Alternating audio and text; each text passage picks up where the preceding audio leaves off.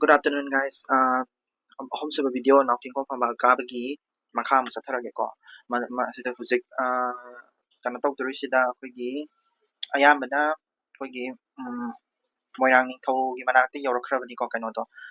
Kumaning thong ne hong ne ku jaw ne. Doi makapa sarai ko nga city lotion maya bri ing si ko. Yam ka ne important oiba yaw kan da explain toroke sum ai na pa se sum tabiro ko. Aduga exam haidi exam da hangba point yara agadi ai adu lepaga ai explain nga tang toromge ko ado exam da hangba hai tare ko sida matang sa ngai ama hai oke exam da hangba question ama akoi ai mamang su koi mem ne ura kon thoba nauting khong phamba ka hanba sida magi thausil haina ko thausil sida koigi thausil haina hanga kani ko thausil se kari no ka hangi ko thausil natre haragana koigi leibak ngak koigi thausil hai tare ko leibak kariba leibak ngak koigi thausil ko haidi polity hai tare matam dugi zumaina hanga ko matam da pakhum je shijini pp dise ko kari kari hapsan be yari sigi makhas da kai hapsan be yari haragadi mai majimna mai mari leibadi manungda si majimna ahumna mari ra kano leibagi manungda soin tore macha ade ningo nongjen chugi macha singi yai mani nauting khong se ko masan pa yai mani ba yai ma se koigi kamaina ni thokara khige ko macha mari pokoi manungda macha yai ma se kamaina ni thokara khidoino ni thopham kamaina thamdoino habdagi wari do lakini ko adudagi amana kadoge hana kanda koigi koigi khumangi macanapi lowba sisu koigi kai haini sisu politics ne haidi khuman ga support tawna na bagi damakta ko adagi amana moirang ningthau ko moirang ningthau di mami ka wa sisi moirang ningthau kana no sana lakwa moirang ningthau sana lakwa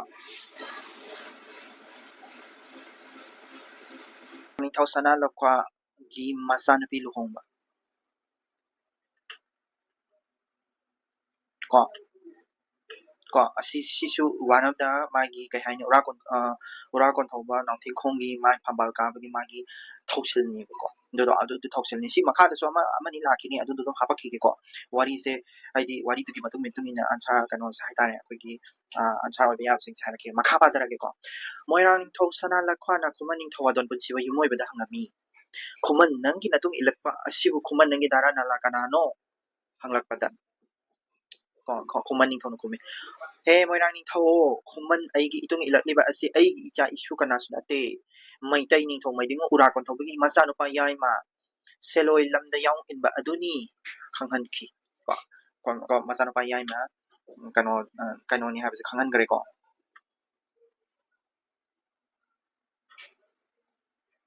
nauting khong ne se khanghan gare aduni ko adu makha da kari hai no ding si ko maduda mabai kuman ning thau punchi yumoi bana lairen hongnem yoi kunjaw haina ko wa asidi poirei magi machimanau singga kari nungai da wa pham leibi magi matu pam luba wa pham leibi mi gi mamau pam luba mi gi nupi pam luba gi wa pham kari leibadagi kuman ning thau na kina nakta saidang li banana hangki kari maram gi damakta no kuman ning thau nangi sangai da leiri se kari gi no kana idi kari dauru baino ko kari phataba dauru baino haina kano moirang ning thosina kano da hangi ko kuman ning thosida kari da waino saidang ni se kano nauting khong sina adu da kuman ning thong nom kume adu da kuman ning thongna hoi da isen sana lakwa o isano icha shunu ba hongnem ye kunjaw seloi langmai da yaung in ba sina mapam adu da yaung in bana leri ngai da seloi langmai sina khunpam ngangching da landa ba chatkhra da lairen me digo ura ko thobana landa da hakki wana madu dagi seloi langmai mayam adu hauduna laman singi haidana yum ko silabada magi loina bi tangali lu lo thi bina talak pa fam matung ina kuman egi lamda lakle kuman aina yokle mahapukalle moirang na khon wa hong bagi kumai ko tawba adu yingi haidana kuman ning thaw egi itung ilak pani haina takhi ko wari ko matakre moirang ning thaw to khangre ko kai do bai la ino kai do bai lai ri no haibado adudagi mu moirang ning thaw na mu ko adudagi moirang ning thaw nangangoi sana lakwa na kuman punchi yumoi ba o da hare kuman punchi yumoi moi ju mase ma bai thunari ko isen lairen hongnge me kunjau seloi langmai da yaung in ba asidi konung da lebi leimana pokpa macha ningthogi manai ibema leima konung da lebi na chabo wangon sangda pokpa machani migi mithoi mihen ba machani poirei ningthou machani haina lairen mai dingu bu ningthina chak semdona sa thong haptuna amuk nauna samina dona sakhang mai khangna ki ko wa hong bu da masak to khanghou da badagi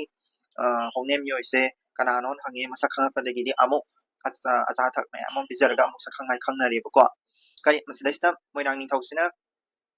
kogi kano hongnem yoi se di magi status se mana sida describe tori se misi status se su yam phajabni ko poirei ningthogi machani ba ko poirei ningthogi machani ningthogi macha amani habisu mana ko aduga konungda leba leimana pokpani ko konungda leba leimana pokpa machani ko ningthou mana ibema leima konungda lebina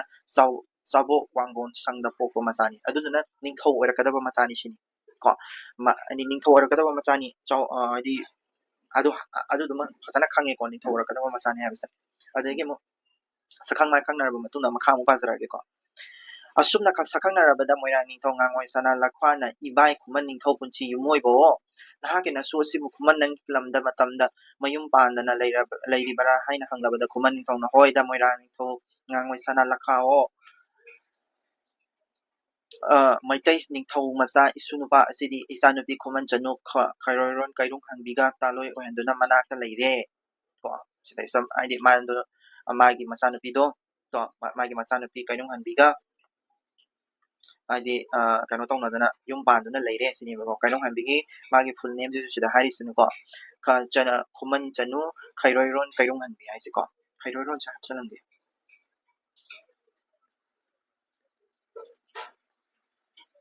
kairung hangbi ko aduduga kano tongna aidi taloi oiduna leminare sini ko sangai yumjau saduna awat apa lehendana naha oibagi nungai ba matang muna thohadana nungai na thamli hai ki ko khumani thauchana moirang thola haibaduni ko manis na hari se maduda moirang ning thona tawbagi di ibai khumani thau punchi bo yumoi bo na sunupa asidi masa yamna masak yamna phajai miyoi matau sangkholi phibam muti phajai ichanabi leima namal chawbi bu lairen maidingu langmai lamda yaung inba asida thajarage sine bu ko moirang ning thogi mai machanupi hai tare ko machanupi moirang ning thogi machanupi ju thajaraga dore ko kanada thajaraga diba machanupi machanupi si maming se kai maming kauge hara kanda koigi leima namal chawbi leima namal chawbi leima namal chawbi siga luhong haidi leima namal chawbi se thajarage sine hairi se kanada thajadiba ngasai kanoda hongnem yaw kunjaw da thajarage sine moirang ni toge masana pini ko sise magi masana pi se thajarage sine hairi se adi thajarage habesida isana pi khong khayorion adon lemba chanuga mama mapa amatanam pokpa masagum mama amatagi garba masa manungdagi pokmina bagum punna khomlang pithaktuna yoklaktuna chawminarakpa hongminarakpa gum lemina hallo haidona moirang tausana lakhwana machanupi belani medingoda thajadona luhomagi thinbigi habigi thorang tawrakle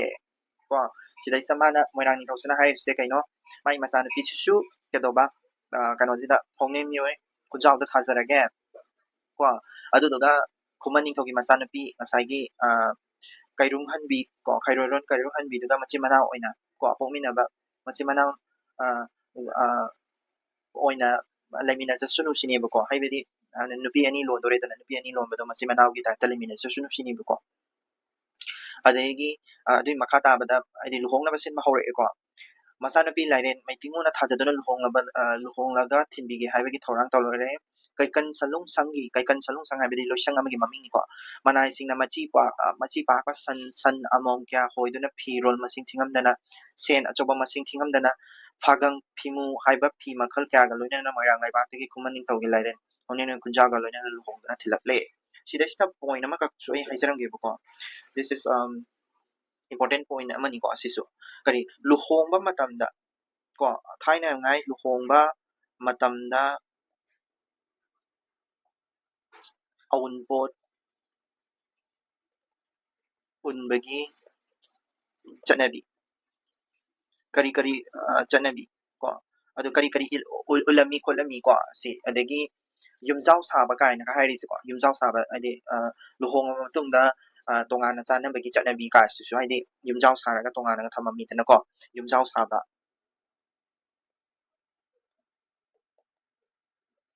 sabagi chanabi tongana thamnabagi ko adugumba chanabi myam sisu leirami habase dum sigi wari spa bada dum khange ko adudagi sigi matek se dum loktho sai ko haibadi mana kari ulakpa kolakpa si myam jingse loina ma haidraga su khara makai de haram be ai like san machi apakpa san among ga hoiduna phiron masing thingamdana san achoba masing thingamdana sen achoba masing thingamdana fagang phimu haiba phi makhal kya ga loina moirang laibak tagi khumani thoda lainer hono hongnem yo kunjaw ga loina luhongdana thilakle luhong mase loina ma moirang gi mi sing amasung kuman gi mi sing loi tawbi de ko hongnem yo na tawba amo yaudre magi nupi ani phangi ko kuman ning thau punchi ba yumoi bana lairen medingu ga loina na kuman lamda nungai na thunglarabada lairen medingu di kuman ning thaugi thauranga sabi ba laikhan ta ba nungai ra ba yumda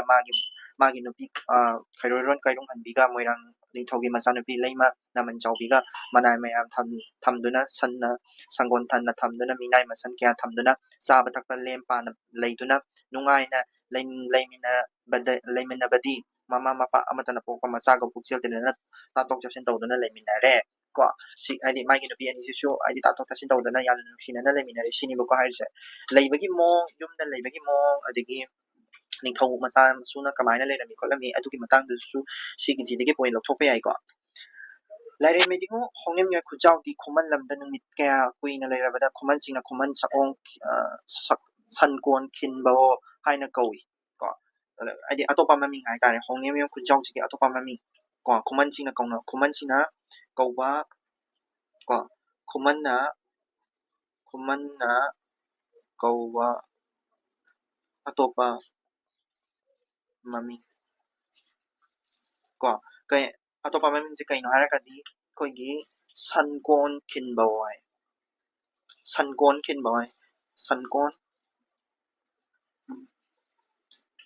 khinba ko sankon khinbo haina kawi ko lairen medugi gi sare pharaba khuman ning thongna khanki khuman sare pharaba da khuman ning thongna khanki maitai ning thongmasa oribe isunupa asi nongda lairen pakhang bigi phampam na phamdona ning thong oigadabani haiduna khuman magi angam athausinga wa tanare inai khuman gi angam athausingo isu lairen medingo asiri ning thong oirakadabani na aduna inai leipung sinai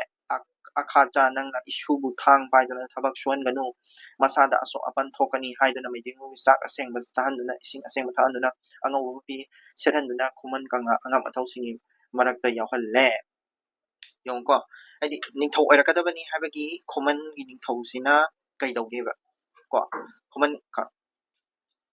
khuman ningthau gi adi ningthau oirakadabani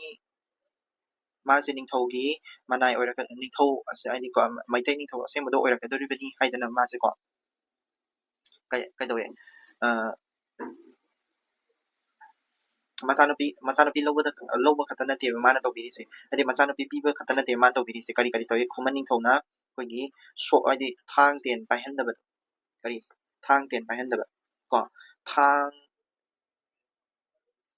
ten paihande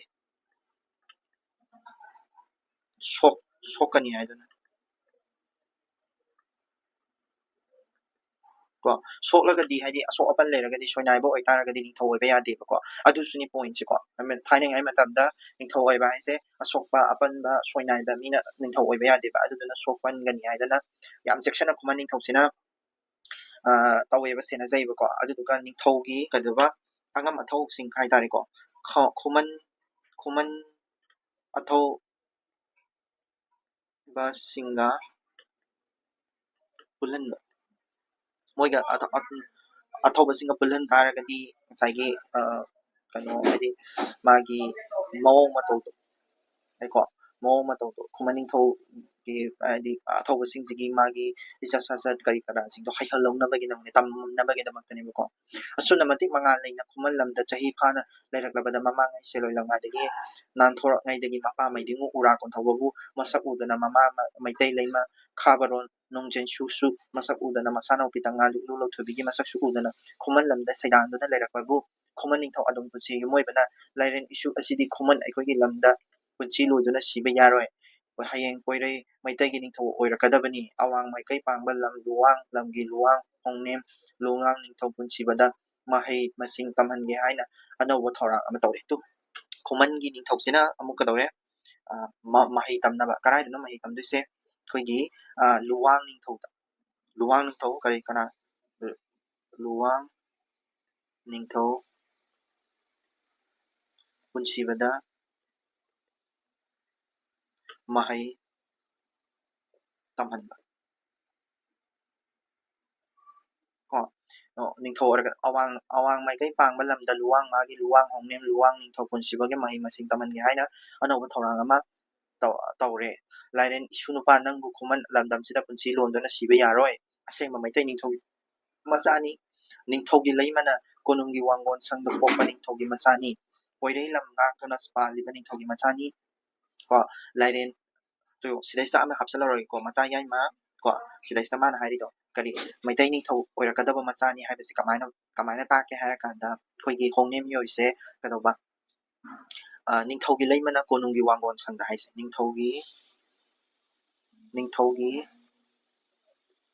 leimana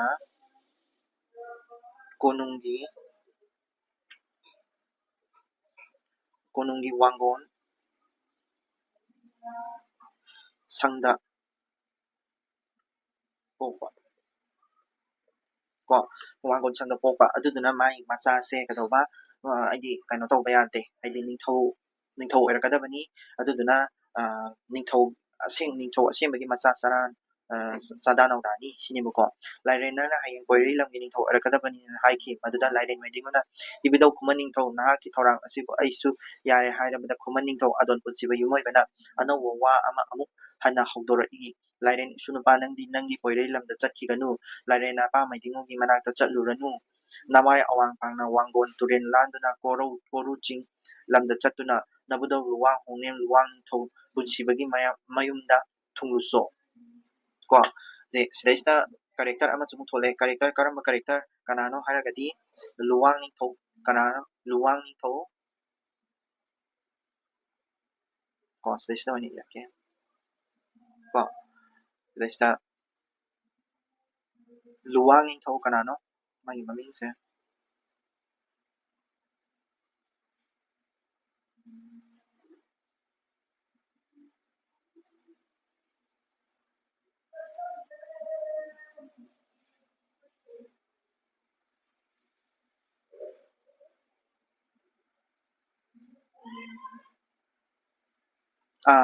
sida ko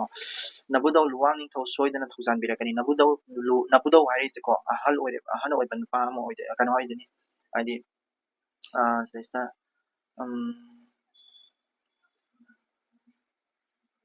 hongnem haibako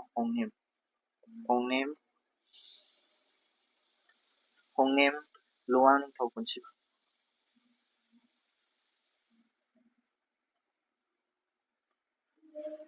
ko punchiba sida ko kanona sigi magi character tholise kaino haragadi masida magi makhada nebako nauthingkhongna kari tawdeba tamduise mahai tamduise nauthingkhongna kari tamdeba mana mahai tamduise sida ne nauthingkhongna mahai tam ko kari mahai no de makhada haira ani ko mahai tam si mahai tamba chatluso awang pangna ni ko adi Khuman gi lamdagi awang pangna chatlaga kanyo se leitoini sigi luwang ningthaugi mayum se leitoini ko luwang ningthau punchibagi mayum se sidaida chatluso haire kari maram gino mana chatluso na haire se sidaida mahai tamuso haire se kari gino hairagadi ningthau orakadaba machani ningthau haibasi mahai masing phasana haigadabani bako aduduna ningthau orakadabani kari maram gino ningthau orakadabani haire se kari maram gino hairagadi saigi konunggi wangon sangda pokpa oire adudagi mu ura ko thawse kanogi nauthingkhonggi mapa se yamna ahal oire ko ura ko thawse mapa se yamna ahal oirabnina kare magi mahut sinbinaba leite manatana ko haidi kano senatana nauthingkhong senatana adunani ko ꯑꯗꯨꯗꯒꯤ ꯅꯕꯨꯗꯧ ꯂꯨꯋꯥꯡ ꯅꯤꯡꯊꯧꯅ ꯁꯣꯏꯗꯅ ꯊꯧꯖꯥꯟꯕꯤꯔꯛꯀꯅꯤ ꯍꯥꯏꯔꯦꯀꯣ ꯑꯗꯩ ꯈꯨꯃꯟ ꯅꯤꯡꯊꯧꯒꯤ ꯋꯥꯐꯝ ꯃꯇꯨꯡ ꯏꯟꯅ ꯃꯩꯗꯤꯡꯉꯨ ꯍꯣꯡꯅꯩꯔꯣꯜ ꯈꯨꯟꯖꯥꯎꯗꯤ ꯆꯠꯅꯕ ꯁꯦꯝ ꯁꯥꯔꯦ ꯆꯠꯄꯗ ꯄꯨꯕ ꯍꯧꯅꯕ ꯄꯣꯠ ꯆꯩ ꯀꯌꯥ ꯁꯥ ꯁꯟ ꯐꯤꯔꯣꯜ ꯁꯅꯥ ꯂꯨꯄꯥ ꯀꯌꯥ ꯄꯨꯗꯨꯅ ꯆꯠꯅꯕ ꯊꯧꯔꯥꯡ ꯂꯣꯏꯔꯕꯗ ꯈꯨꯃꯟ ꯅꯤꯡꯊꯧꯅ ꯃꯅꯥꯏ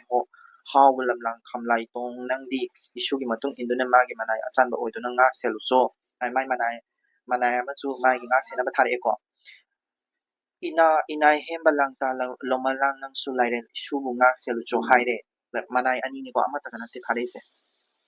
ko adagi khuman sing aduna tawgadaba thabak thoram puna mak loirabada lairen medingu bu afaba numi tha leple lairen medingu ga khuman magi masen mabai singa nushina pukmen paminare khuman mapa mapugi laibu makhut lona duna khurumjare lairen medingu di mabudong noyai khuman ningthau adon punsi gi moi bagal nushina pukmen pamina duna loiraduna khuman lamda khonsalake khuman dam lae ko khuman lamdagi khonsalake kana da lae akoigi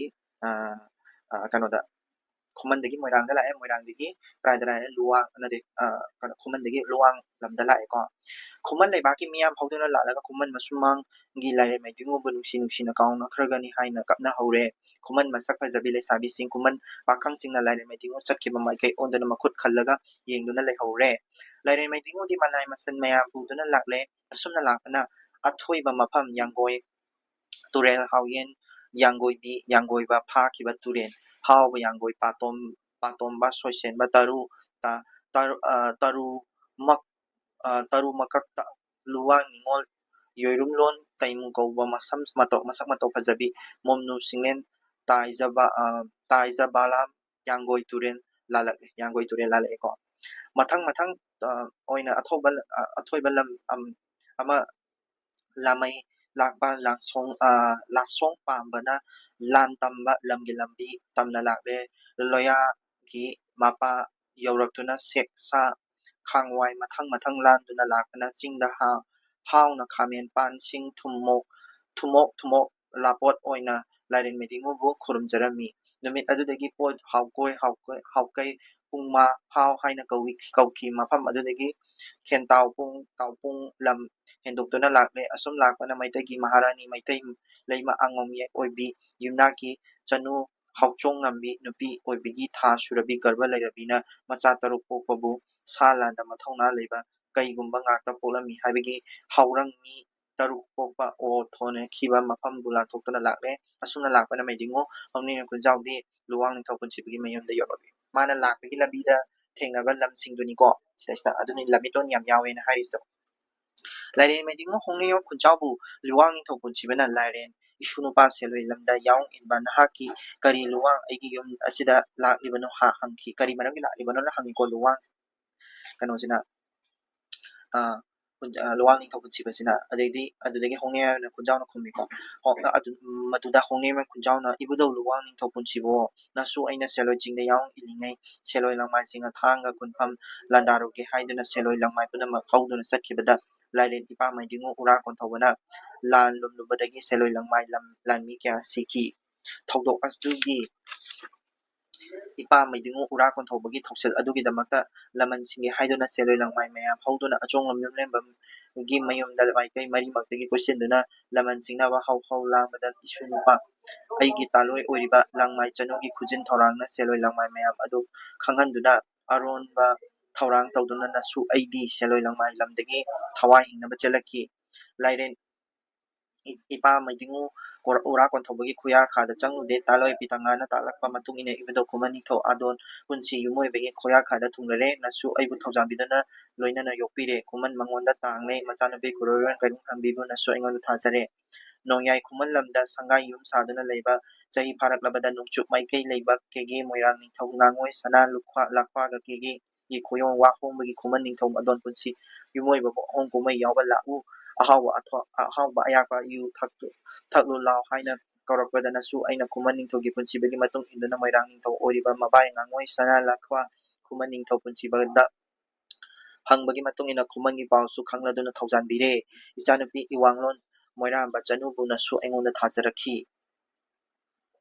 kege moirangna luhongbi bituna thilaki khuman ningthau punchibaga loinana khuman yumda thunglare khuman mana yokle masida sunatana khuman ningthauna ibudo nongda laire pakhangma marai khangbu chong sekpin ꯎꯗꯨꯅ ꯅꯥꯗ ꯁꯅꯥ ꯌꯥꯟꯕꯤꯔꯦ ꯃꯄꯨꯡ ꯐꯥꯅ ꯆꯥꯎꯔꯦ ꯏꯄꯥ ꯃꯩꯗꯤꯡꯉꯨꯕꯨ ꯎꯕ ꯐꯪꯗꯅ ꯏꯃꯥ ꯃꯩꯇꯩ ꯂꯩꯃ ꯈꯥꯕꯔꯣꯟ ꯅꯣꯡꯖꯦꯁꯨꯕꯨ ꯎꯗꯅ ꯏꯁꯥꯅꯨ ꯅꯣꯡꯕꯥꯂꯣꯟ ꯄꯤꯇꯉꯥ ꯂꯤꯛꯂꯨ ꯅꯃꯥꯏ ꯑꯋꯥꯡ ꯄꯥꯡꯕ ꯂꯝꯗ ꯀꯧꯕ꯭ꯔꯨ ꯆꯤꯡꯒꯤ ꯂꯣꯟꯅꯕ ꯅꯕꯨꯗꯧ ꯍꯣꯡꯅꯦꯝ ꯂꯨꯋꯥꯡ ꯅꯤꯡꯊꯧ ꯄꯨꯟꯁꯤꯕ ꯂꯨꯋꯥꯡ ꯃꯀꯨꯕꯤ ꯆꯤꯡꯗ ꯋꯥꯌꯦꯟ ꯊꯧꯗꯥꯕꯕꯨ ꯂꯩꯕꯅꯤ ꯅꯕꯨꯗꯧ ꯂꯨꯋꯥꯡ ꯃꯥꯒꯤ ꯃꯁꯥꯏꯀꯣꯟ ꯌꯧꯅꯕ ꯆꯠꯈꯣ ꯍꯥꯏꯅ ꯊꯧꯗꯥꯔꯛꯏ ꯃꯗꯨꯒꯤꯗꯃꯛꯅꯁꯨ ꯑꯩꯅ ꯏꯕꯨꯙꯧ ꯊꯧꯖꯥꯜ ꯍꯩꯕ ꯅꯍꯥꯛꯀꯤ ꯂꯨꯋꯥꯡ ꯌꯨꯝꯗ ꯂꯥꯛꯀꯅꯤ ꯍꯥꯏꯅ ꯄꯥꯎꯈꯨꯝꯈꯤ ꯉꯁꯥꯏꯗꯩ ꯋꯥꯔꯤ ꯃꯌꯥꯝꯗꯨꯅꯤꯀꯣ ꯁꯝꯃꯔꯤꯅꯤ ꯂꯤꯔꯛꯏꯁꯦ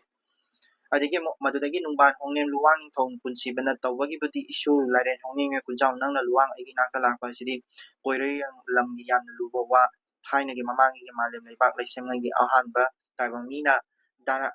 ꯗꯥꯔꯥ ꯃꯊꯪ ꯃꯊꯪ ꯄꯣꯛꯂꯛꯈꯤꯕ ꯆꯤꯉꯣ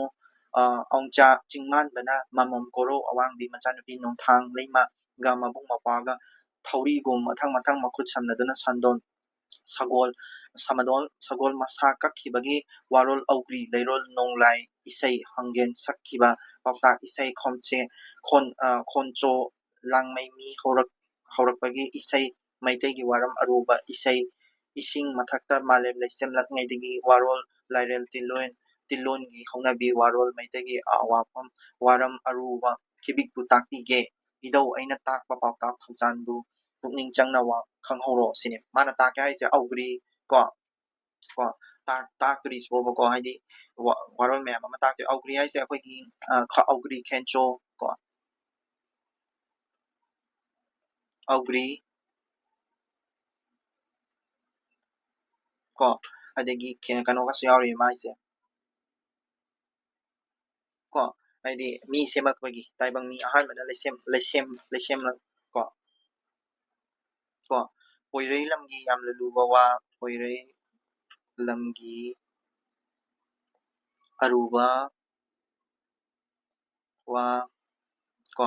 ꯑꯗꯒꯤ ꯂꯩꯁꯦꯝꯂꯣꯟ ꯀꯣ ꯑꯗꯒꯤ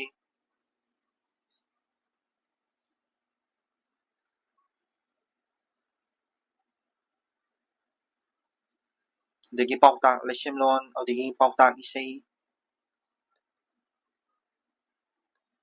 ꯀꯣ ꯄꯥꯎꯇꯥꯛ ꯏꯁꯩ ꯑꯗꯒꯤ ꯈꯦꯟꯆꯣ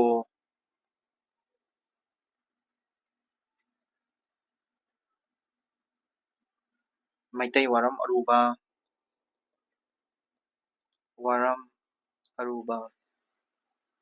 ꯀꯣ ꯃꯩꯇꯩ ꯋꯥꯔꯝ ꯑꯔꯨꯕ ꯑꯗꯒꯤ ꯏꯁꯤꯡ ꯃꯊꯛꯇ ꯃꯥꯂꯦꯝ ꯂꯩꯁꯦꯝꯂꯛꯉꯩꯒꯤ ꯋꯥꯔꯣꯜ ꯂꯥꯏꯔꯣꯜ ꯇꯤꯟꯂꯣꯟ ꯀꯣ ꯂꯩꯁꯦꯝꯂꯣꯟ ꯀꯣ ꯑꯗꯒꯤ ꯂꯥꯏꯔꯣꯜ ꯇꯤꯟꯔꯣꯜ ꯀꯣ ꯂꯥꯏꯔꯣꯜ ꯇꯤꯟꯔꯣꯜ ꯀꯣ ꯁꯤ ꯃꯌꯥꯝꯁꯤꯡꯁꯦ ꯇꯥꯛꯄꯤꯒꯦ ꯁꯤꯅꯦꯕꯀꯣ ꯁꯤ ꯃꯥꯅ ꯇꯥꯛꯈꯤꯕꯗꯣ ꯀꯔꯤ ꯀꯔꯤꯅꯣ ꯍꯪꯉꯛꯑꯒꯗꯤ ꯁꯤꯁꯦ ꯑꯗꯨꯝ ꯈꯨꯝꯕ ꯌꯥꯏꯀꯣ ꯏꯙꯧ ꯑꯩꯅ ꯇꯥꯛꯄ ꯄꯥꯎꯇꯥꯛ ꯊꯧꯖꯥꯟꯕꯨ ꯄꯨꯛꯅꯤꯡ ꯆꯪꯅ ꯈꯪꯍꯧꯔꯦ ꯅꯕꯨꯗꯧ ꯂꯨꯋꯥꯡ ꯑꯩꯒꯤ ꯏꯌꯨꯝ ꯈꯝꯅꯨꯡ ꯊꯣꯉꯥꯔꯦꯟ ꯃꯅꯥꯎ ꯅꯨꯄꯥ ꯅꯕꯨꯗꯧ ꯆꯤꯡꯈꯣꯡ ꯄꯣꯏꯔꯩꯇꯣꯟ ꯃꯥꯂꯦꯝ ꯈꯨꯟ ꯐꯥꯎꯔꯛꯉꯩꯗꯒꯤ ꯂꯣꯏꯕꯤ ꯆꯥꯁꯨꯡ ꯅꯤꯡꯊꯧ ꯁꯪꯆꯥꯔꯝꯕ ꯅ ꯇꯥꯛꯂꯛꯄꯗꯒꯤ ꯑꯋꯥꯡ ꯀꯧꯕ ꯂꯝ ꯂꯨꯈꯨꯝ ꯂꯨꯋꯥꯡ ꯃꯀꯨꯕꯤ ꯆꯤꯡ ꯑꯁꯤꯗ ꯂꯥꯛꯉꯩꯗ ꯅꯨꯃꯤꯠ ꯑꯃ ꯃꯄꯨꯡ ꯐꯥꯅ ꯐꯥꯏꯗꯨꯅ ꯂꯩꯔꯝꯃꯤ ꯍꯥꯏꯕꯒꯤ ꯅꯨꯃꯤꯠ ꯑꯗꯨꯒꯤ ꯄꯥꯃꯪꯂꯝ ꯍꯥꯏꯔꯤꯕ ꯃꯐꯝ ꯑꯁꯤꯗ ꯅꯍꯥꯛꯀꯤ ꯌꯨꯝ ꯁꯥꯕꯤꯔꯒꯦ ꯃꯥꯒꯤ ꯃꯌꯨꯝ ꯑꯃꯁꯨ ꯁꯥꯕꯤꯗꯣꯔꯦꯀꯣ ꯉꯁꯥꯏꯒꯤ ꯍꯣꯡꯅꯦꯝ ꯂꯨꯋꯥꯡ ꯅꯤꯡꯊꯧ ꯄꯨꯟꯁꯤꯕꯁꯤꯅ ꯅꯥꯎꯊꯤꯡꯈꯣꯡꯒꯤ ꯌꯨꯝ ꯑꯃꯁꯨ ꯁꯥꯕꯤꯗꯣꯔꯦ ꯀꯣ ꯁꯥꯕꯤꯔꯒꯦ ꯅꯄꯨ ꯑꯩꯒꯤ ꯂꯨꯋꯥꯡ ꯏꯔꯝ ꯑꯁꯤꯗ ꯂꯩꯃꯤꯟꯅꯔꯁꯤ ꯍꯥꯏꯗꯨꯅ ꯂꯨꯋꯥꯡ ꯃꯌꯥꯝ ꯍꯧꯗꯨꯅ ꯃꯩꯗꯤꯡꯉꯨ ꯌꯨꯝꯖꯥꯎ ꯁꯥꯕꯤꯔꯦ ꯌꯨꯝ ꯑꯗꯨꯗ ꯂꯥꯏꯔꯦꯟ ꯃꯩꯗꯤꯡꯉꯨꯗꯤ ꯂꯨꯋꯥꯡ ꯃꯌꯨꯝ ꯃꯅꯥꯛꯇ ꯇꯥꯂꯣꯏꯁꯤꯡꯒ ꯂꯣꯏꯅꯅ ꯃꯅꯥꯏ ꯃꯌꯥꯝ ꯂꯩꯍꯟꯗꯨꯅ ꯁꯪꯒꯣꯜ ꯁꯥꯕꯤꯗꯨꯅ ꯍꯨꯏ ꯌꯦꯟ ꯌꯥꯝꯅ ꯂꯣꯏꯗꯨꯅ ꯀꯩ ꯐꯧ ꯊꯝꯗꯨꯅ ꯁꯥꯕꯤꯗꯨꯅ ꯅꯨꯡꯉꯥꯏꯅ ꯂꯩꯔꯦ ꯀꯣ ꯁꯤ ꯃꯇꯝꯁꯤꯗ ꯍꯨꯏ ꯌꯦꯟꯒꯥꯁꯦ ꯂꯣꯏꯔꯦ ꯍꯥꯏꯕꯁꯦ ꯑꯗꯨꯝ ꯈꯪꯉꯨꯀꯣ ꯑꯗꯨ ꯊꯥꯏꯅꯉꯩꯗꯒꯤ ꯑꯩꯈꯣꯏꯒꯤ ꯌꯦꯟ ꯂꯣꯏꯕꯗ ꯑꯩꯈꯣꯏ ꯌꯦꯟ ꯂꯣꯏꯅꯗꯦꯒ ꯍꯥꯏꯔꯤꯕꯁꯤꯡꯁꯦ ꯍꯥꯏꯗꯤ ꯑꯩꯈꯣꯏꯒꯤ ꯈꯔ ꯍꯤꯟꯗꯨ ꯕꯩꯁꯅꯕꯤꯖꯝ ꯌꯥꯝ ꯆꯠꯄ ꯏꯃꯨꯡꯗꯗꯤ ꯌꯦꯟꯒ ꯂꯣꯏꯅꯗꯦꯗꯅꯀꯣ ꯌꯦꯟ ꯈꯣꯡꯕꯗꯣ ꯌꯨꯝꯗꯣ ꯃꯥꯡꯉꯤꯒ ꯍꯥꯏꯅꯗ꯭ꯔꯥ ꯕꯠ ꯑꯩꯈꯣꯏ ꯌꯦꯟ ꯂꯣꯏꯕ ꯍꯥꯏꯕꯁꯦ ꯑꯩꯈꯣꯏ ꯊꯥꯏꯅꯗꯒꯤ ꯑꯗꯨꯝ ꯆꯠꯅꯔꯛꯑꯕ ꯆꯠꯅꯕꯤꯅꯦꯕ ꯑꯗꯨꯅ ꯇꯥꯛꯄꯗꯤ ꯍꯥꯏꯕꯗꯤ ꯁꯤꯒꯤ ꯅꯥꯎꯊꯤꯡꯈꯣꯡꯒꯤ ꯋꯥꯔꯤꯁꯤꯗꯒꯤ ꯑꯩꯈꯣꯏꯅ ꯈꯪꯕ ꯉꯝꯃꯤꯁꯦ ꯌꯦꯟ ꯍꯨꯏꯒꯥꯁꯦ ꯑꯗꯨꯝ ꯂꯣꯏꯔꯛꯑꯦ ꯍꯥꯏꯕꯗꯣ ꯇꯥꯛꯑꯦꯕ ꯊꯥꯏꯅꯉꯥꯏꯗꯒꯤ ꯑꯩꯈꯣꯏꯁꯦ ꯀꯣ ꯑꯗꯨꯅꯤꯀꯣ ꯁꯤꯗꯩꯁꯤꯗ ꯑꯗꯨꯝ ꯌꯦꯟ ꯍꯨꯏ ꯂꯣꯏꯕꯒꯤ ꯃꯇꯥꯡ ꯑꯃꯁꯨ ꯍꯥꯄꯛꯏꯁꯦ ꯀꯣ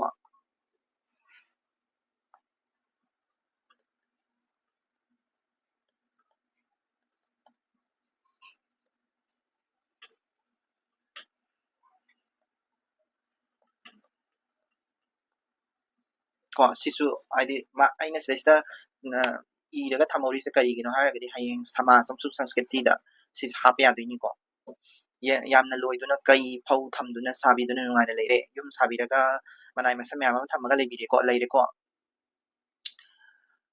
ꯑꯗꯨꯗꯒꯤ ꯃꯄꯨ ꯂꯨꯋꯥꯡ ꯅꯤꯡꯊꯧ ꯄꯨꯟꯁꯤꯕꯅ ꯄꯣꯏꯔꯩ ꯃꯩꯇꯩꯒꯤ ꯂꯩꯔꯤꯕ ꯑꯔꯨꯕ ꯋꯥꯌꯦꯜ ꯑꯔꯤꯕ ꯂꯥꯏꯔꯣꯜ ꯑꯔꯨꯕ ꯄꯨꯝꯅꯃꯛ ꯈꯪꯅꯕ ꯇꯥꯛꯄꯤꯔꯦ ꯂꯨꯋꯥꯡ ꯅꯤꯡꯊꯧꯁꯤꯅ ꯇꯥꯛꯄꯤꯔꯦꯀꯣ ꯑꯗꯒꯤ ꯃꯄꯨ ꯂꯨꯋꯥꯡ ꯅꯤꯡꯊꯧ ꯄꯨꯟꯁꯤꯕꯅ ꯄꯣꯏꯔꯩ ꯃꯩꯇꯩ ꯃꯁꯤꯅꯁꯨ ꯂꯣꯏꯕ ꯅꯠꯇꯦ ꯅꯕꯨꯗꯧ ꯆꯤꯡꯈꯣꯡ ꯄꯣꯏꯔꯩ ꯇꯣꯟꯅ ꯃꯥꯂꯦꯝ ꯈꯨꯟꯊꯥꯔꯛꯉꯩꯗꯒꯤ ꯃꯄꯥꯔꯤ ꯇꯥꯕꯨꯡ ꯁꯤꯡꯅꯤꯡꯅꯕ ꯂꯝꯗꯦꯡ ꯑꯍꯥꯝ ꯁꯣꯏꯗ ꯑꯁꯤꯕꯒꯤ ꯂꯝꯗꯝꯗ ꯍꯜꯂꯛꯄꯗꯒꯤ ꯂꯩꯅꯨꯡ ꯊꯣꯡꯒꯥꯔꯣꯟ ꯑꯍꯥꯟꯕ ꯇꯥꯂꯛꯄ ꯋꯥ ꯑꯗꯨꯁꯨ ꯂꯨꯋꯥꯡ ꯍꯣꯡꯅꯦꯝ ꯅꯤꯡꯊꯧꯒꯤ ꯄꯨꯟꯁꯤꯕꯅ ꯂꯥꯏꯔꯦꯝꯕꯤꯗꯒꯤ ꯍꯣꯡꯅꯦꯝ ꯈꯨꯟꯖꯥꯎꯗ ꯄꯥꯎꯇꯥꯛ ꯑꯣꯏꯅ ꯄꯤꯗꯨꯅ ꯇꯥꯛꯈꯤ ꯀꯣ ꯁꯤꯗꯩꯁꯤꯗ ꯍꯥꯏꯔꯤꯁꯦ ꯆꯤꯡꯈꯣꯡ ꯄꯣꯏꯔꯩꯇꯣꯟ ꯈꯨꯟꯊꯣꯛꯀꯤ ꯋꯥꯔꯤꯗꯨꯅꯤꯀꯣ ꯁꯤꯗꯩꯁꯤꯗ ꯍꯥꯏꯔꯤꯁꯦ ꯃꯥꯅ ꯍꯥꯏꯔꯤꯁꯦ ꯀꯔꯤꯅꯣ ꯄꯣꯏꯔꯩꯇꯣꯟ ꯈꯨꯟꯊꯣꯛ ꯁꯤ ꯄꯣꯏꯔꯩꯇꯣꯟ ꯈꯨꯟꯊꯣꯛꯁꯤꯁꯨ ꯑꯩ ꯅꯣꯡꯃ ꯑꯔꯤꯕ ꯂꯤꯇꯔꯦꯆꯔ ꯅꯩꯅꯔꯛꯄ ꯃꯇꯝꯗ ꯑꯩ ꯍꯥꯏꯐꯦꯠ ꯁꯃꯔꯤꯗꯣ ꯄꯥꯊꯣꯛꯆꯔꯛꯀꯦꯀꯣ ꯄꯣꯏꯔꯩꯇꯣꯟ ꯈꯨꯟꯊꯣꯛꯁꯦ ꯄꯨꯔꯥ ꯅꯩꯅꯗ꯭ꯔꯒꯁꯨ ꯋꯥꯔꯤꯗꯨꯗꯤ ꯈꯪꯒꯗꯕꯅꯦꯕ ꯑꯗꯣ ꯅꯥꯎꯇꯤꯡꯈꯣꯡꯗ ꯇꯥꯛꯄꯤꯔꯛꯏꯁꯦ ꯄꯣꯏꯔꯩꯇꯣꯟ ꯈꯨꯟꯊꯣꯛꯁꯤꯁꯨ ꯑꯗꯨꯝ ꯇꯥꯛꯑꯦꯕ ꯁꯤꯗꯩꯁꯤꯗ ꯃꯥꯅ ꯄꯣꯏꯔꯩꯇꯣꯟ ꯈꯨꯟꯊꯣꯛꯀꯤ ꯍꯥꯏꯔꯛꯏꯁꯦꯀꯣ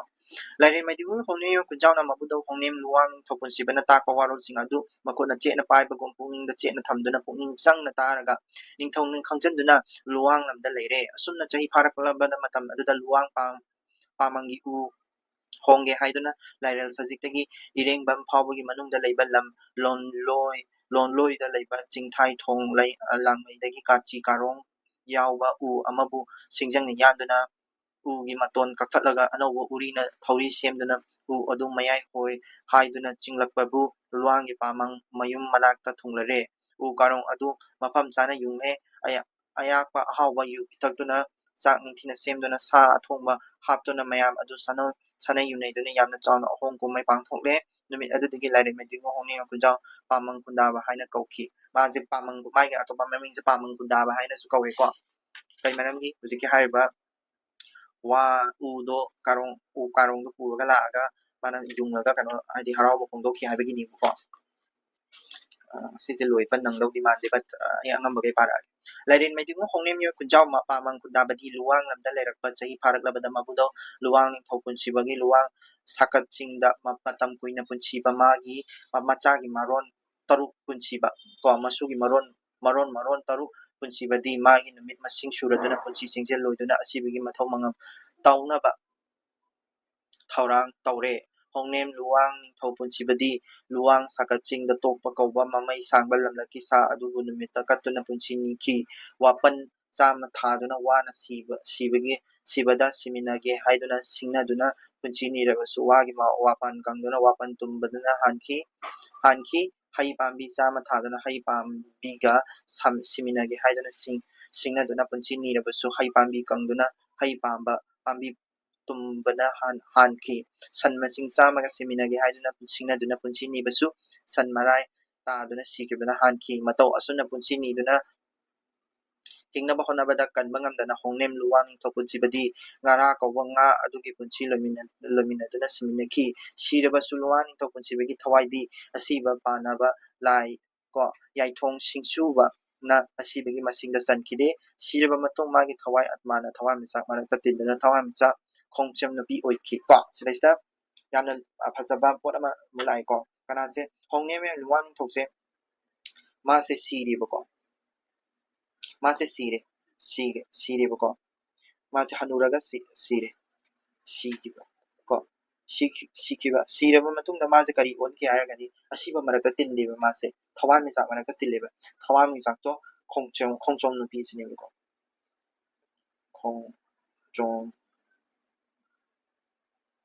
ꯈꯣꯡꯖꯣꯝ ꯅꯨꯄꯤ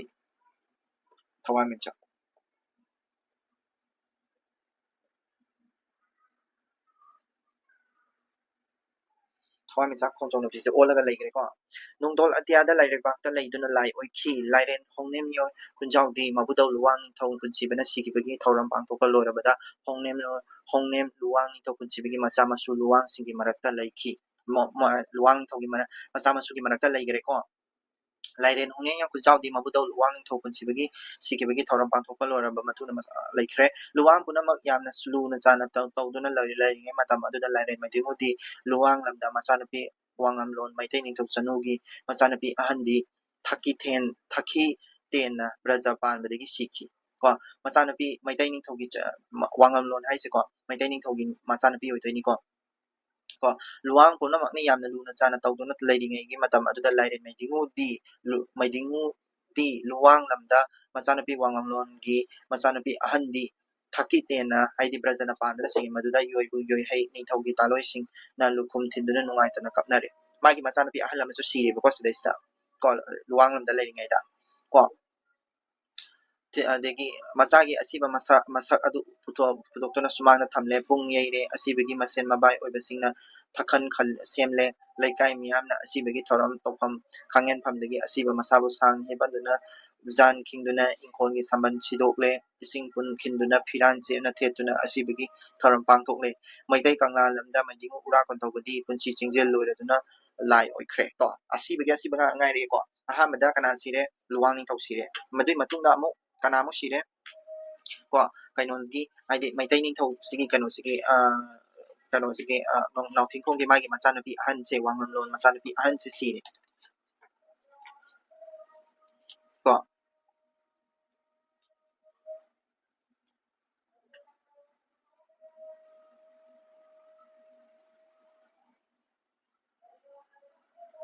Machanapi ahan Brajana Pandura siba ko Machanapi ahan Brajana Panduna siba siraba matungda magi asibagi thorom pangthokpa sida in detail da fazana hairi ko asibagi thorom si asibagi thorom da kari tawi ko uthokpagi na kamai tawi jang khingba khotpa adu myam sing do sida fazana hairi ko haidi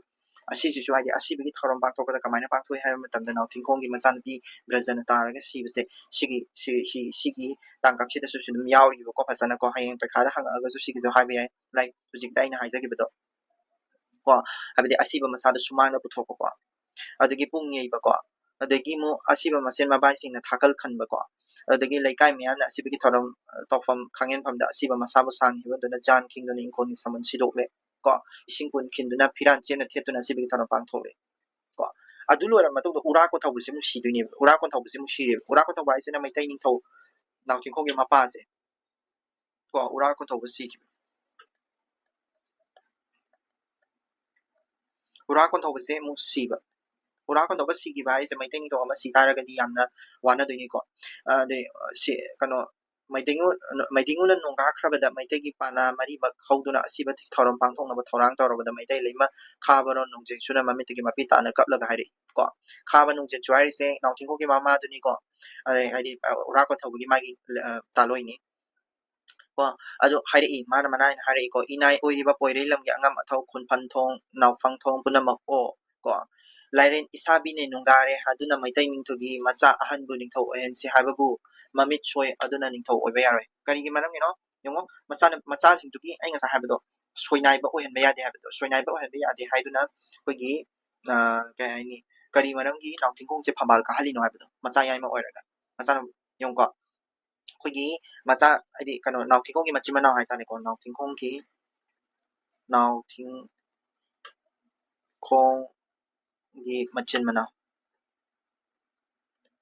machin manaw singsida koigi kadawge har kanda ahan kwai ahan jina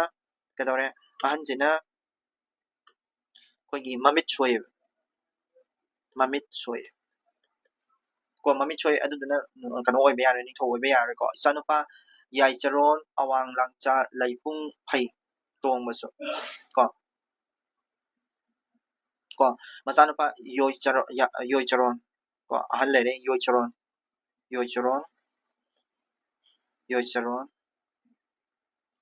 awang langcha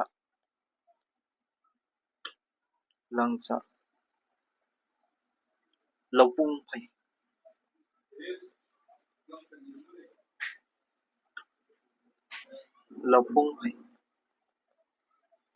phai masina kari dore majine ningthau oibe yaroi masu ko masada phai tongbasu masada asoiba lei ningthau oiba yaroi ko masa asoiba lei ko masada asoiba lei ko aduduna ꯅꯤꯡꯊꯧ ꯃꯥꯁꯨ ꯑꯣꯏꯕ ꯌꯥꯔꯣꯏꯀꯣ ꯅꯤꯡꯊꯧ ꯑꯣꯏꯕ ꯌꯥꯔꯣꯏ ꯏꯆꯥꯅꯨꯄꯥ ꯑꯇꯣꯟꯕ ꯅꯤꯡꯊꯧ ꯂꯥꯡꯉꯥ ꯐꯝꯕꯥꯜ ꯆꯨꯝꯕ ꯂꯥꯟꯂꯣꯏ ꯆꯤꯡꯉꯥ ꯂꯧꯈꯣꯡ ꯇꯣꯡꯕꯁꯨ ꯃꯕꯨꯛ ꯀꯪꯉꯤ ꯃꯕꯨꯛ ꯀꯪꯕꯒꯤ ꯅꯤꯡꯊꯧ ꯑꯣꯏꯕ ꯌꯥꯔꯣꯏ ꯑꯃꯒ ꯁꯨꯝ ꯍꯥꯏꯔꯦꯀꯣ ꯏꯆꯥꯅꯨꯄꯥ ꯑꯇꯣꯟꯕ ꯃꯥꯒꯤ ꯃꯆꯥꯅꯨꯄꯥ ꯑꯇꯣꯟꯕꯒꯤ ꯃꯃꯤꯡꯁꯦ ꯂꯥꯡꯉꯥ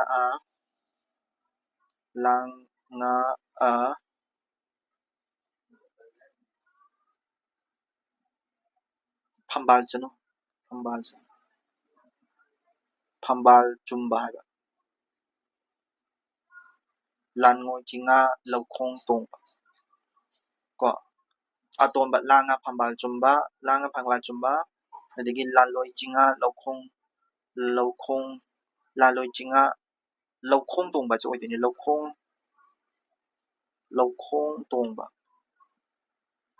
ꯃꯃꯤꯡ ꯑꯁꯦꯡꯕꯗ ꯂꯧꯈꯣꯡ ꯇꯣꯡꯕꯁꯨ ꯑꯣꯏꯗꯣꯏꯅꯤꯀꯣ ꯑꯇꯣꯟꯕꯁꯤꯁꯨ ꯃꯕꯨꯛ ꯀꯪꯉꯤ ꯀꯣ ꯃꯆꯥꯅꯨꯄꯥ ꯃꯔꯤ ꯂꯩꯕꯩ ꯃꯅꯨꯡꯗ ꯑꯍꯥꯟꯕꯁꯤꯅ ꯃꯃꯤꯠ ꯁꯣꯏ ꯑꯗꯨꯅ ꯅꯤꯡꯊꯧ ꯑꯣꯏꯕ ꯌꯥꯔꯣꯏ ꯑꯅꯤꯁꯨꯕꯁꯤꯅ ꯃꯁꯥꯗ ꯑꯁꯣꯏꯕ ꯂꯩ ꯑꯁꯤꯁꯨ ꯅꯤꯡꯊꯧ ꯑꯣꯏꯕ ꯌꯥꯔꯣꯏ ꯑꯇꯣꯝꯕꯁꯤꯁꯨ ꯃꯕꯨꯛ ꯀꯪꯉꯤ ꯑꯗꯨꯅ ꯅꯤꯡꯊꯧ ꯑꯣꯏꯕ ꯌꯥꯔꯣꯏꯕꯀꯣ ꯑꯗꯨ ꯑꯣꯏꯇꯥꯔꯒꯗꯤ ꯌꯥꯏꯃ ꯑꯣꯏꯔꯤꯕ ꯅꯥꯎꯊꯦꯡꯈꯣꯡꯁꯤ ꯅꯤꯡꯊꯧ ꯑꯣꯏꯍꯟꯗꯣꯔꯤꯅꯤꯀꯣ ꯏꯅꯥꯏ ꯁꯤꯡꯉꯣ ꯅꯤꯡꯊꯧꯒꯤ ꯃꯆꯥ ꯏꯕꯨꯡꯉꯣ ꯑꯩꯅ ꯄꯣꯛꯄ ꯃꯆꯥ ꯌꯥꯏꯃ ꯁꯦꯂꯣꯏ ꯂꯪꯃꯥꯏꯁꯤꯡꯗ ꯏꯃꯧ ꯅꯨꯄꯤ ꯂꯪꯃꯥꯏ ꯄꯤꯇꯪꯉꯥ ꯂꯤꯛꯂꯨ ꯂꯧꯊꯣꯏꯕꯤꯒꯤ ꯃꯌꯨꯝꯗ ꯌꯥꯎ ꯏꯟꯗꯨꯅ ꯂꯩꯕꯅꯤ ꯃꯌꯨꯝ ꯁꯦꯂꯣꯏ ꯂꯪꯃꯥꯏꯁꯤꯡꯅ ꯏꯔꯥꯡ ꯍꯧꯕꯗꯒꯤ ꯂꯪꯃꯥꯏ ꯊꯥꯗꯣꯛꯇꯨꯅ ꯆꯠꯈ꯭ꯔꯦ ꯍꯥꯏ ꯏꯆꯥꯅꯨꯄꯥ ꯂꯪꯃꯥꯏꯁꯤꯡꯗꯒꯤ ꯆꯦꯜꯂꯛꯄꯗ ꯌꯣꯛꯄꯗꯒꯤ ꯁꯣꯏꯗ ꯉꯥꯝꯗꯅ ꯅꯤꯡꯊꯧ ꯌꯣꯛꯄꯤꯕ ꯈꯨꯟ ꯅꯥꯎꯌꯣꯛ ꯅꯥꯎꯀꯣꯟ ꯐꯕ ꯂꯨꯋꯥꯡꯒꯤ ꯄꯥꯃꯪ ꯈꯨꯟꯒꯤ ꯃꯌꯨꯝꯗ ꯅꯨꯡꯉꯥꯏꯅ ꯂꯩꯔꯤꯕꯅꯤ ꯀꯣ ꯑꯗꯨꯝ ꯈꯪꯉꯦꯕ ꯃꯆꯥꯅꯨꯄꯥꯁꯤꯅ ꯀꯗꯥꯏꯗ ꯂꯩꯔꯤꯅꯣ ꯍꯥꯏꯁꯤꯀꯣ ꯃꯆꯥꯅꯨꯄꯥ ꯅꯥꯎꯊꯦꯡꯈꯣꯡꯅ ꯀꯗꯥꯏꯗ ꯂꯩꯕꯅꯣ ꯍꯥꯏꯁꯦ ꯃꯌꯨꯝ ꯁꯦꯂꯣꯏ ꯂꯪꯃꯥꯏꯁꯤꯡꯗ ꯏꯔꯥꯡ ꯍꯧꯕꯗꯒꯤ ꯂꯪꯃꯥꯏ ꯊꯥꯗꯣꯛꯇꯨꯅ ꯆꯠꯈ꯭ꯔꯦ ꯍꯥꯏ ꯑꯗꯨꯅ ꯀꯩꯅꯣꯗ ꯂꯩꯔꯦ ꯀꯣ ꯍꯥꯏꯗꯤ ꯁꯦꯂꯣꯏ ꯂꯝꯗꯒꯤ ꯆꯦꯟꯈ꯭ꯔꯒ ꯑꯩꯈꯣꯏꯒꯤ ꯂꯪꯃꯥꯏ ꯆꯤꯡ ꯀꯩꯅꯣꯗ ꯑꯩꯈꯣꯏꯒꯤ ꯁꯣꯏꯗ ꯉꯥꯝꯗꯅ ꯅꯥꯎꯌꯣꯛ ꯑꯀꯣꯟ ꯇꯧꯗꯨꯅ ꯂꯨꯋꯥꯡꯁꯤꯡꯒꯤ ꯄꯥꯃꯪ ꯈꯨꯟꯒꯤ ꯃꯌꯨꯝꯗ ꯅꯨꯡꯉꯥꯏꯅ ꯂꯩꯔꯤꯕꯅꯤ ꯏꯆꯥꯅꯨꯄꯥ ꯍꯣꯡꯅꯦꯝ ꯈꯨꯟꯖꯥꯎꯕ ꯊꯨꯅ ꯀꯧꯔꯨꯆꯣ ꯅꯤꯡꯊꯧ ꯇꯥꯡꯕꯟꯗꯤ ꯃꯥꯅ ꯐꯝꯒꯗꯕꯅꯤ ꯅꯤꯡꯊꯧ ꯇꯥꯡꯕꯟꯗꯤ ꯃꯥꯅ ꯇꯣꯡꯒꯗꯕꯅꯤ ꯅꯤꯡꯊꯧ ꯑꯣꯏꯒꯗꯕꯅꯤ ꯍꯥꯏꯔꯕꯗ ꯃꯅꯥꯏ ꯄꯣꯏꯔꯩ ꯈꯨꯟꯐꯥꯡꯊꯣꯡ ꯅꯥꯎꯐꯥꯡꯊꯧꯁꯤꯡꯅ ꯃꯩꯗꯤꯡꯒꯤ ꯃꯅꯥꯏ ꯌꯦꯟꯒꯨꯝꯅ ꯃꯈꯣꯡ ꯌꯥꯡꯕꯁꯤꯡꯅ ꯊꯧꯗꯥꯈꯤ ꯃꯩꯗꯤꯡꯒꯤ ꯃꯅꯥꯏ ꯑꯅꯪ ꯐꯤꯍꯥꯏꯔꯣꯏꯁꯤꯡꯅ ꯃꯈꯣꯡ ꯌꯥꯡꯕꯁꯤꯡꯅ ꯍꯥꯏꯅꯤꯀꯣ ꯂꯥꯏꯔꯦꯜ ꯍꯣꯡꯅꯦꯝ ꯈꯨꯟꯖꯥꯎꯒꯤ ꯁꯅꯥ ꯈꯨꯌꯥꯈꯠ ꯌꯧꯔꯕꯗ ꯍꯥꯏꯖꯈꯤ ꯂꯥꯏꯔꯦꯜ ꯃꯩꯗꯤꯡꯉꯨ ꯄꯥꯃꯪ ꯈꯨꯗꯥꯕ ꯏꯕꯨꯡꯉꯣ ꯅꯃꯥ ꯃꯩꯇꯩ ꯂꯩꯃ ꯈꯥꯕ ꯁꯂꯥꯏ ꯑꯣꯏꯕ ꯌꯨꯝꯅꯥꯛꯀꯤ ꯅꯤꯡꯉꯣꯜ ꯉꯁꯥꯏꯒꯤ ꯃꯃꯥꯁꯦ ꯑꯩꯈꯣꯏꯒꯤ ꯈꯥꯕꯒꯤ ꯀꯩꯅꯣꯅꯦꯕ ꯈꯥꯕꯒꯤ ꯅꯨꯄꯤꯅꯦꯕꯀꯣ ꯈꯥꯕꯒꯤ ꯅꯤꯡꯉꯣꯜꯅꯦꯕ ꯑꯗꯨꯝ ꯈꯥꯕ ꯁꯂꯥꯏ ꯑꯣꯏꯕ ꯌꯨꯝꯅꯥꯛꯀꯤ ꯅꯤꯡꯉꯣꯜ ꯅꯣꯡꯖꯦꯡ ꯁꯨꯅ ꯆꯤꯡꯕ ꯅꯅꯥꯏ ꯄꯣꯏꯔꯩ ꯂꯝꯒꯤ ꯈꯨꯟꯐꯥꯡꯊꯣꯡ ꯅꯥꯎꯐꯥꯡꯊꯣꯡ ꯄꯨꯝꯅꯃꯛꯅ ꯊꯧꯗꯥꯔꯛꯏꯌꯦ ꯂꯥꯏꯔꯦꯟ ꯅꯄꯥ ꯃꯩꯗꯤꯡꯉꯨ ꯎꯔꯥꯛ ꯀꯣꯊꯧꯕꯒꯤ ꯅꯣꯡꯒꯥꯗꯨꯅ ꯌꯨꯝꯗ ꯂꯥꯞꯂꯦꯟ ꯀꯥꯗ ꯑꯁꯤꯕ ꯃꯁꯥ ꯊꯝꯗꯨꯅ ꯂꯩꯍꯧꯔꯤ ꯅꯍꯥꯛꯅ ꯐꯝꯕꯥꯜ ꯐꯝꯒꯗꯕꯅꯤ ꯐꯝꯕꯥꯜ ꯇꯣꯡꯒꯗꯕꯅꯤ ꯅꯌꯨꯝ ꯄꯣꯏꯔꯩ ꯂꯝꯗ ꯊꯨꯅ ꯂꯥꯛꯎ ꯍꯥꯏꯔꯛꯏ ꯍꯥꯏꯅ ꯄꯥꯎ ꯇꯝꯂꯕꯗ ꯂꯥꯏꯔꯦꯟ ꯃꯩꯗꯤꯡꯉꯨ ꯍꯣꯡꯅꯦꯝ ꯈꯨꯟꯖꯥꯎꯗꯤ ꯂꯨꯋꯥꯡ ꯂꯝ ꯊꯨꯅ ꯊꯥꯗꯣꯛꯂꯝꯗꯨꯅ ꯃꯥꯒꯤ ꯇꯥꯂꯣꯏꯁꯤꯡꯒ ꯂꯣꯏꯅꯅ ꯑꯃꯗꯤ ꯃꯅꯥꯏ ꯀꯌꯥꯒ ꯄꯨꯟꯅ ꯃꯩꯇꯩꯒꯤ ꯀꯪꯂꯥ ꯂꯝꯗ ꯂꯥꯛꯂꯦ ꯀꯣ ꯁꯤꯗ ꯂꯣꯏꯁꯤꯜꯂꯒꯦꯀꯣ ꯃꯥꯒꯤ ꯄꯣꯏꯟ ꯈꯔꯁꯨ ꯋꯥꯠꯂꯤ ꯑꯩ ꯁꯃꯥꯖꯀꯤ ꯃꯇꯥꯡꯗꯁꯨ ꯈꯔ ꯅꯩꯅꯔꯛꯈꯤꯒꯦꯀꯣ ꯍꯌꯦꯡꯒ ꯇꯧꯔꯛꯈꯤꯒꯦ ꯚꯤꯗꯤꯑꯣꯁꯦ ꯑꯗꯨꯒ ꯁꯤꯗꯩꯁꯤꯗ ꯉꯁꯤꯒꯤꯗꯤ ꯁꯤꯗ ꯂꯣꯏꯁꯤꯜꯂꯒꯦ ꯍꯌꯦꯡ ꯁꯃꯥꯖꯀꯤ ꯃꯔꯝꯗ ꯈꯔ ꯅꯩꯅꯔꯛꯈꯤꯒꯦ ꯑꯗꯒꯤ ꯂꯥꯏꯔꯤꯛ ꯑꯣꯏꯅ ꯑꯔꯤꯕ ꯂꯥꯏꯔꯤꯛ ꯑꯃ ꯑꯣꯏꯅ ꯅꯥꯎꯊꯦꯡꯈꯣꯡ ꯐꯝꯕꯥꯜ ꯀꯥꯕꯁꯦ ꯅꯩꯅꯕꯒꯤ ꯃꯇꯥꯡꯗꯁꯨ ꯈꯔ ꯍꯥꯏꯗꯤ ꯀꯦꯔꯦꯛꯇꯔꯗꯣ ꯈꯔ ꯅꯩꯅꯔꯛꯈꯤꯒꯦ ꯑꯗꯨꯒ ꯍꯌꯦꯡꯗꯣ ꯑꯩꯅ ꯁ꯭ꯀꯦꯟ ꯇꯧꯖꯔꯛꯑꯒ ꯅꯥꯎꯊꯦꯡꯈꯣꯡ ꯐꯝꯕꯥꯜ ꯀꯥꯕꯁꯦ ꯑꯩ PDF ꯑꯣꯏꯅ ꯊꯥꯒꯠꯆꯔꯛꯀꯦꯀꯣ ꯃꯌꯥꯝꯗꯣ ꯑꯗꯨꯝ ꯍꯥꯏꯗꯤ ꯄꯥꯕꯗꯁꯨ ꯑꯩꯅ ꯄꯥꯔꯤꯁꯤꯗꯒꯤ ꯍꯥꯏꯗꯤ ꯍꯦꯟꯅ ꯄꯥꯅꯤꯡꯕ ꯀꯩꯅꯣ ꯇꯧꯅꯤꯡꯕ ꯀꯥꯡꯕꯨꯁꯨ ꯑꯗꯨꯝ ꯄꯥꯕꯤꯌꯨꯕꯀꯣ ꯑꯗꯨꯒ ꯑꯩꯅ ꯁꯤꯗ ꯇꯧꯖꯔꯤꯁꯦ ꯑꯩ ꯏꯁꯥꯒꯤ ꯔꯤꯚꯤꯖꯟ ꯑꯣꯏꯅ ꯑꯗꯒꯤ ꯑꯩ ꯏꯁꯥ ꯄꯥꯕ ꯑꯣꯏꯅ ꯑꯗꯨꯝ ꯇꯧꯖꯕꯅꯤ ꯂꯥꯟꯕ ꯁꯣꯏꯕ ꯌꯥꯎꯔꯁꯨ ꯀꯣ ꯁꯦꯝꯗꯣꯛꯄꯤꯔꯛꯑꯣ ꯀꯃꯦꯟꯇ ꯑꯦꯟ ꯍꯩꯕꯒꯤ ꯑꯣꯔ ꯌꯥꯝꯅ ꯍꯩꯁꯤꯡꯕꯒꯤ ꯑꯩꯗꯣ ꯁꯤꯗꯩꯁꯤꯗ ꯀ꯭ꯂꯥꯁ ꯇꯧꯖꯕ ꯅꯠꯇꯦꯕꯀꯣ ꯑꯗꯨꯗꯨꯅ ꯑꯔꯥꯟꯕꯁꯨ ꯃꯌꯥꯝ ꯑꯃ ꯌꯥꯎꯔꯝꯕꯁꯨ ꯌꯥꯏ ꯀꯣ ꯁꯦꯝꯗꯣꯛꯄꯤꯔꯛꯑꯣ ꯑꯩꯁꯨ ꯑꯈꯪ ꯑꯍꯩ ꯃꯌꯥꯝ ꯑꯃ ꯑꯣꯖꯥ ꯃꯌꯥꯝ ꯑꯃꯁꯨ ꯍꯪꯗꯣꯏꯅꯤ ꯑꯗꯨꯒ ꯁꯤ ꯂꯣꯏꯔ ꯃꯇꯨꯡꯗ ꯀꯣꯏꯁꯟ ꯑꯟꯁꯔ ꯑꯩꯈꯣꯏ ꯁꯦꯝꯃꯤꯟꯅꯁꯦꯕꯀꯣ ꯁꯤꯗ ꯂꯣꯏꯁꯤꯟꯖꯔꯦ thank you so much have a great day